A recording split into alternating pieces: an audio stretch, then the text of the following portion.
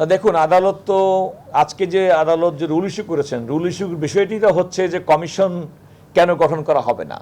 এবং 10 সদস্য বিশিষ্ট একটা উচ্চ পর্যায়ের কমিটি কেন গঠন করা হবে সেটি হচ্ছে আদালতের বিচার্য বিষয়বস্তু। সুতরাং কোনো একটা কমিশন যখন গঠিত হবে, ইতিমধ্যে আমি আগেই বলেছি যে সরকারের নিজের উদ্যোগ থেকেই কিন্তু 10 জন বিশেষজ্ঞ এবং যে একটা জাতীয় পর্যায়ের কমিটি এইটার সম্ভবত আমি ওনার কথার পরিপ্রেক্ষিতে বলতে সম্ভবত নিটেল অথবা নিট্যাং এরকম একটা নাইট্যাং টেকনিক্যাল কমিটি নাইট্যাং, সেটা তো অলরেডি তাদের পরামর্শ তারা কাজ করছেন। আমার মনে হয় যে সরকারের পক্ষ থেকে যে পদক্ষেপ, বর্তমান সরকারের পক্ষ থেকে পদক্ষেপ গ্রহণ করা হয়েছে এবং আদালত যেহেতু বিষয়টি ইতিমধ্যে বিবেচনায় নিয়ে একটি 10 সদস্য বিশিষ্ট কমিটি কথা বলেছেন, কেন কমিশন গঠন করা হবে সেটি বলেছেন। আমার মনে হয় সে সমস্ত কমিশনের প্রতিবেদনের মাধ্যমে ভেসে উঠবে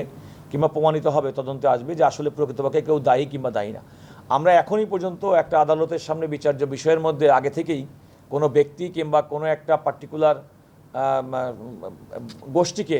এখনই আমরা যদি আমরা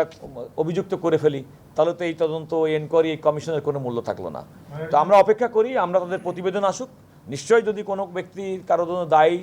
থাকে কিংবা কারো যদি কোনো অবহেলাজনিত বিষয় থাকে, নিশ্চয়ই এই